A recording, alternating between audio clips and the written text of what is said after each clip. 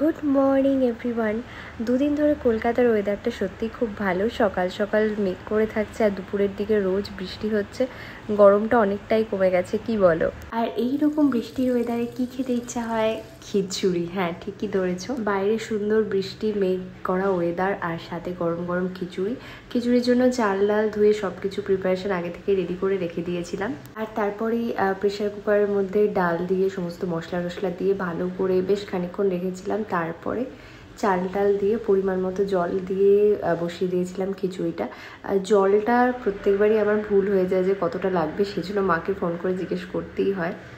আমার সবই ছোট, অল্প অল্প দেখলে মনে হয় যে কম হয়ে যাবে। যাই হোক, তো আজকের দুপুরের লাঞ্চের মেনু ছিল খিচুড়ি, তার সাথে গরম গরম ডিমের অমলেট আর এই সুন্দর বৃষ্টির ওয়েদার। খেয়ে দিয়ে একটু বিশ্রাম তো করতেই হবে। তারপর ছিল একটা প্রোডাক্টের কোলাবোরেশন শ্যুট।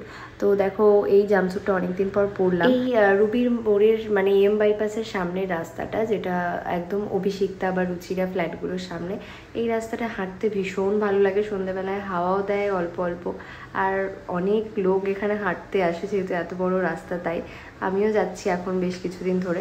আগে যেতাম অনেক দিন আগে। তো হাঁটাহাঁটি করে চলে এসেছি বাড়িতে। প্রচণ্ড গরম লাগছিল হাঁটাহাঁটি করার পর। মানে বৃষ্টি হচ্ছে ঠিকই, কিন্তু আবার যখন বৃষ্টি হচ্ছে না তখন সেই গরমই লাগছে।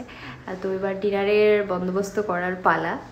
এসে আমি আগে একটু ঠান্ডা জল দিয়ে গ্লুকন-ডির শরবতটা খেয়ে নিই, কারণ সেটা না খেলে আর এনার্জি পাওয়া যায় না।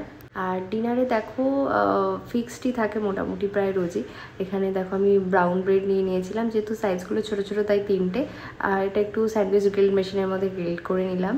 আর সাথে ছিল টক দই। এদিন আমুলের টক দইটা পাওয়া যায়নি, সেই জন্য মাদার ডেয়ারি টক দইয়ের বাটিটা। আর এটাও কিন্তু বেশ ভালোই লাগে।